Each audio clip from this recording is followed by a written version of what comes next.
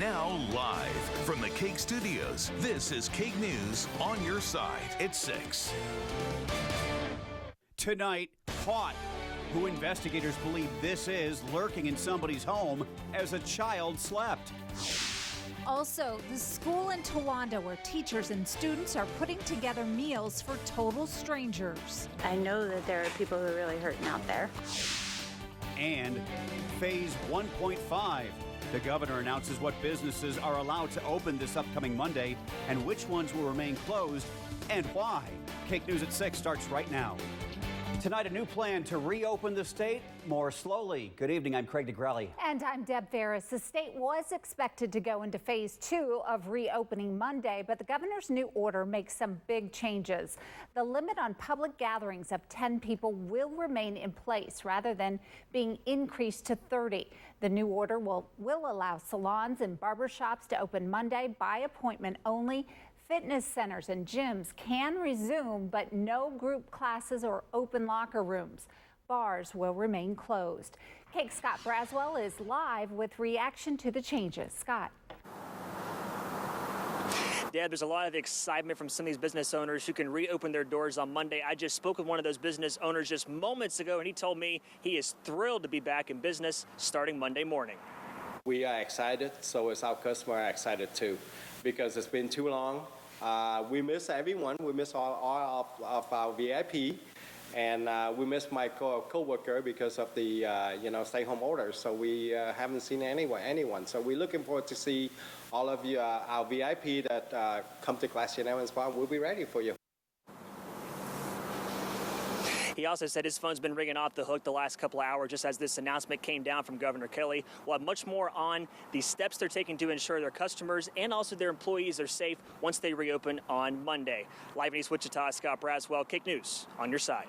This week, health experts linked a new cluster of positive COVID-19 cases to the Wichita Work Release Facility. That includes 38 inmates and 1 staff member. Today, the Corrections Department moved dozens of inmates out of the facility. KAKE's Eli Higgins is live downtown with much more. Eli. Yeah, Craig, we're here at the Wichita Work Release Facility. This is off of South Emporia here in downtown Wichita. And like you said, this morning they actually transferred the remaining inmates that were at this facility to Lansing. Now take a look at this video. KAKE photojournalist Nolan Roth captured this footage around 10 this morning. You can see inmates in orange jumpsuits loading up the back of a truck as they prepared to leave. The Kansas Department of Corrections says it moved the remaining 100 inmates from the facility because of the COVID-19 outbreak. That included 39 total positive cases. 34 of those had no symptoms at all.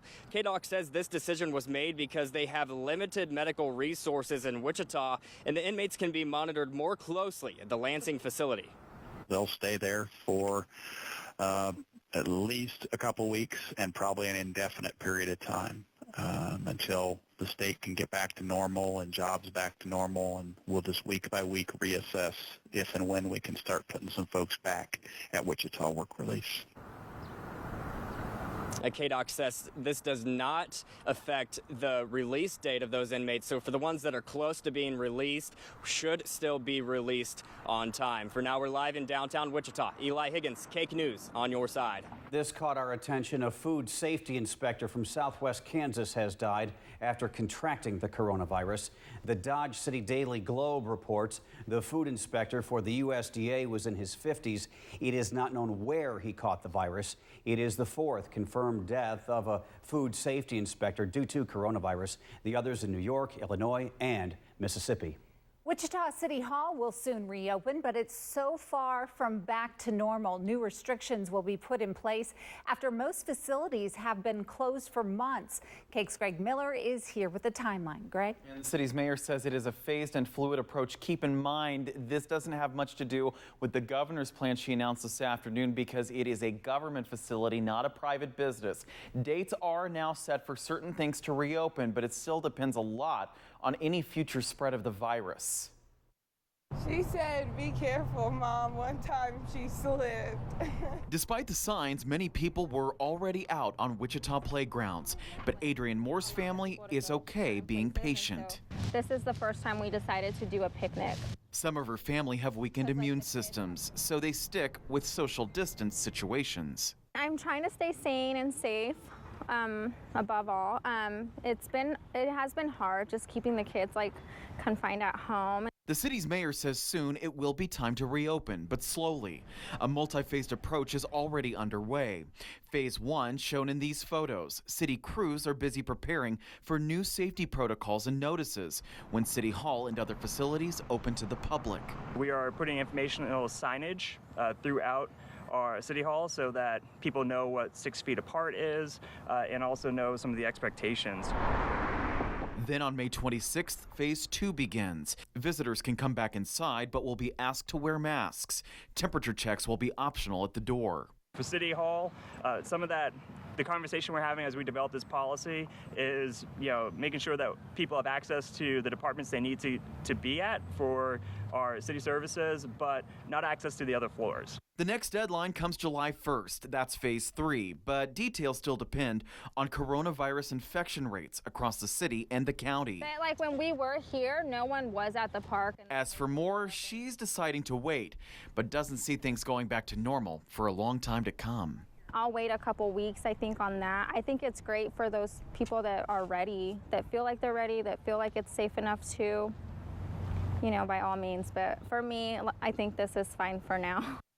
Now, as for a full reopening, the mayor says that could still take months, depending on a vaccine or better treatments that may come available. Greg Miller, KAKE News, on your side. All right, now to a different topic. Right now, the nation is seeing high numbers of minorities becoming ill and dying of COVID-19. Sedgwick County is trying to do something to prevent that from happening here. KAKE's Jessica Crawford on the group taking action. The Wichita African American Council of Elders is on a mission to save lives locally. We saw the study from Berkeley that showed a third of the deaths in COVID-19 is Black people. From testing to protective equipment, from contact tracing to transportation, the group shared concerns with Sedgwick County commissioners in a Zoom meeting. How can we be assured that the Black and brown community will receive the lion's share of those resources to be able to address the issues that most impact this most vulnerable demographic? A primary concern is whether current testing methods are serving enough people of color. In order to get the word out about testing to more minorities, County Commissioner Lacey Cruz said the county may increase its $25,000 PR budget. Personal protective equipment was another hot topic. When we are doing the testing, like what we're doing at Health Corps, Grace Med, the drive-thrus, could you not allow them to pass out masks and thermometers so that individuals can have those with them at home? Commissioner Cruz also encouraged community members and business owners to reach out to the county about personal protective equipment needs so that they can be provided. We're developing a solicitation of needs in the communities. At the crux of the conversation, communication that this council believes could save lives. We need to ensure that there's adequate demographic testing of the Black and brown community and that they have access to these resources, and we've got to get that communication out to the Black and brown communities. Jessica Crawford, KAKE News, on your side. And stay with KAKE News for the latest on the coronavirus pandemic on air and online at kake.com/virus. Well, warm and windy today, and now a chance of storms again overnight. Meteorologist Jay Prater is here with a quick check of our forecast. Let's start with the edge. We already have a severe thunderstorm warning outside of KAKE land for Emporia and Lyon County. Thunderstorms are trying to get going parts of Dickinson County here, but the best threat over the next few hours will be across northeast Kansas.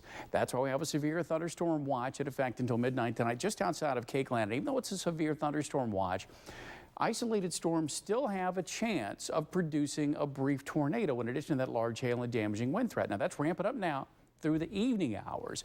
For Wichita and southwest Kansas, after midnight into the first half of the day tomorrow, that's our potential for some large hail, some damaging wind gusts. And for Wichita and points to the east, the potential for localized flooding because the ground's pretty saturated in a lot of spots. A lot of sunshine, a few cotton balls popping up now. We're at 84 degrees. The winds are gusting to 24 miles per hour. We're going to keep the cotton balls going here. 83 at 7, 82 at 8, 10 o'clock down to 79. Again, for Greater Wichita, the risk for the severe weather doesn't really ramp up until well after midnight tonight. More on that timing just ahead. A prowler caught on camera lurking through a Wichita home while people slept. Now Wichita police have made an arrest. Next, reaction from the family that lives there. This is KAKE News at 6 with Deb Ferris, Craig Negrelli, sports with Chris Lilly, and your KAKE First Alert forecast with meteorologist Jay Prater. KAKE News on your side. Police say they've arrested an intruder who was caught on camera sneaking around inside a Wichita family's home while they slept. Police arrested a 14-year-old boy on burglary and theft charges. Remember this video? They believe he's the one going through a home last Friday around 2:30 in the morning and watching a teenage girl sleep. Angel Robinson says she's glad police caught the teen. Now she's focused on her daughter's well-being. She's not sleeping well, so I'm just worried about Naya. I'm glad he's caught, but it's sad to say that it really don't give I told my daughter last night, and she still was scared and on edge and jumpy, maybe because she thinks it can happen again, somebody else or anything. So it's some relief. It's a relief to me that he's caught, but I think with Anaya, it goes deeper than that. The case will be presented to the Sedgwick County District Attorney's Office. A Wichita man arrested in a deadly shooting makes his first appearance before a judge. 27-year-old Isaac Pankratz is charged with murder. He's suspected of shooting 36-year-old Sarah Phillips with a sawed-off shotgun Sunday at a home on East Murdoch near Central and Oliver. Investigators say Pankratz and the victim knew each other. Local teachers and students helping to feed the hungry. Coming up, making food packages to send to senior citizens across the country. Now your KAKE First Alert forecast with meteorologist Jay Prater. Let's take you directly to the edge. Severe thunderstorm warning just outside of KAKE land for Emporia here in Lyon County. Got a report of up to some quarter-size hail as that moved through Emporia. But let's get into Dickinson County here. Thunderstorms trying to get going between Highland and Elmo. This is north of K4, going to cross K15 over towards Navarre and potentially Chapman. We'll see if this grows and becomes a severe thunderstorm. The best prime location is going to be off to the northeast initially tonight. Look back into eastern Colorado, northwest Kansas. You do have showers and thunderstorms back off to the west. It'll be rolling in later today. Now here in Wichita, it's just mostly sunny. It is quite breezy. It's 83 degrees. We're still getting an occasional gust to about 15 miles per hour. As we head to Hayes, notice how it's 77 degrees. We go to Garden City, a lot of sunshine, 78 degrees, winds gusting to 22 miles per hour out of the northeast. And in Goodland, 78 northeast winds gusting to 17 miles per hour. So you've got upper 70s, a few lower 80s. As you start working eastward, notice you have more lower and mid 80s. Not only is the air warmer, it's got more juice, and this is the fuel for those stronger thunderstorms across the eastern half of the state. The wind's gusting out of the south. You're on the warm side of a little cool frontal boundary that's trying to push across. You're on the north side. You got the winds out of the north, and that's why it's slightly drier and not as warm. That's why I'm not going to call it a cold front, but it's called a cool front. Watch the thunderstorms erupting. Now, this is where we're concerned early this evening. A few thunderstorms rolling in, but as we look at the RPM model and the graph model, all right, here's your severe threat early on. There is an isolated tornado threat until about 9 or 10 o'clock. Once this forms a line, isolated tornado threat drops to 0, and it's just nothing but wind and hail. And then overnight tonight, as this line of thunderstorms starts to head down to the south, it will be heavy rain, and because Wichita and east, we've had quite a little bit of rain lately, we're talking about a flooding potential in addition to some larger hail and damaging wind gusts, and that will develop once we get past midnight. So early this evening, you got the severe threat here. Then here we are at 2 in the morning. Watch the thunderstorms continuing to develop across southeast and eventually into southwest Kansas. Now, northwest Kansas, I don't have you highlighted, but an isolated strong or briefly severe thunderstorm won't be out of the question. The best chance for rain and thunder will be the first half of the day on Friday and then we'll deal with overnight Friday night into Saturday once we get to tomorrow. As far as temperatures, obviously the showers and thunderstorms and the cloud cover will have a big impact. Not going to be as warm tomorrow as it is today. Highs will be lower to upper 70s. Some places may even only stay into the upper 60s. As far as Wichita and South Central Kansas tonight, past midnight is the best risk for numerous severe thunderstorms. The low down to 64, and don't discount the potential for flash flooding, especially Wichita and points east. And then tomorrow, showers and storms likely in the morning, 74, still hanging tough with quite a bit of cloud cover. Tomorrow night could see another round of thunderstorms into Saturday, and then here comes the sun. Warmer weather ahead. Upper 70s Tuesday, 80s Wednesday, Thursday. Smaller storm chances for north central Kansas tonight. The best chance for thunderstorms early will be east of Salina. And then later on overnight tonight, a scattered shower thunderstorm. Lows in the 50s. Tomorrow, sunshine, cloud cover mix, maybe a few showers and thunderstorms, lower to mid 70s. We'll have a 50% chance of storms overnight tomorrow night. That drops to 40% Saturday. Sunday, we get that sunshine back in here. We start warming it into the 80s on Wednesday with smaller storm chances Wednesday and Thursday. And for western Kansas, showers and storms going to be rolling in from Colorado, upper 40s to lower 50s. And there's the chance for some severe thunderstorms late after midnight across southwest Kansas. And we will see a few thunderstorms, maybe a few isolated showers across northwest Kansas. Highs will be in the 70s. As far as the planter goes for southwest Kansas, we'll drop it to a 30% chance of a shower on Saturday. Big drought. Sorry, not a lot of relief here. More sunshine. Look at that warm up. 80 starting Monday. Gusty winds Wednesday. Smaller storm chance Thursday. Northwest Kansas, 72 Saturday. Here comes your sun. It dries out. Gusty winds. We're going to get into the 80s starting on Tuesday and a small storm chance on Thursday. How Kansas teachers and students are working together to feed hungry people across the country. The generosity next.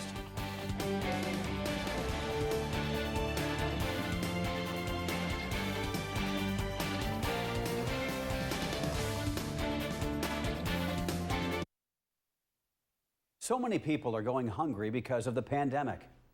Tonight, local teachers and students are trying to make a difference by providing food not only for people in Kansas, but people across the country.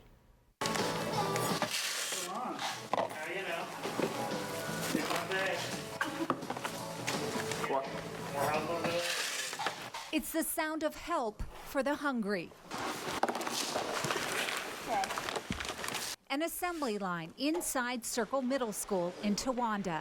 I know that there are people who are really hurting out there. Teachers like Annie Gilliland are packing up balanced and nutritious meals for food pantries across the state and country. Some people are very worried right now about not having enough to eat. So we're helping out. It's all part of what's called the outreach program. It calls on communities from all over the U.S. to help package up food for senior citizens who don't have enough to eat. And right now, the need is great. Now more than ever, our vulnerable populations are seeing a lot more difficulties, and our food banks have a lot higher demand. Each pack includes 7 meals, everything from mac and cheese to minestrone soup. Just add boiling water and you're set.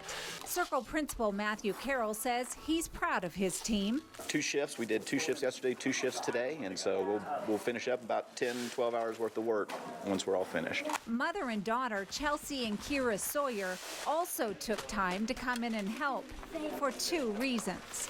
Some people don't have as much as I do, so I get to help them. Teach them good values and make sure that they just know that there's a need and we can always find ways to help out. Gotta love it. The outreach program says it's always looking for organizations to help pack up food. If you'd like to help, all you have to do is go to our website at KAKE.com for all the information. That is great to see. Neighbor helping neighbor, if you will.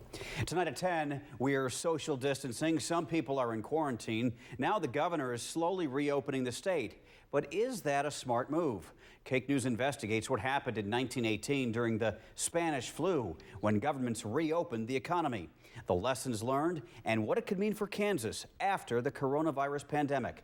That's tonight at 10. One last check of the edge. No severe thunderstorms in KAKE land. We're watching a few pop up here, but I think they're going to stay below severe limits.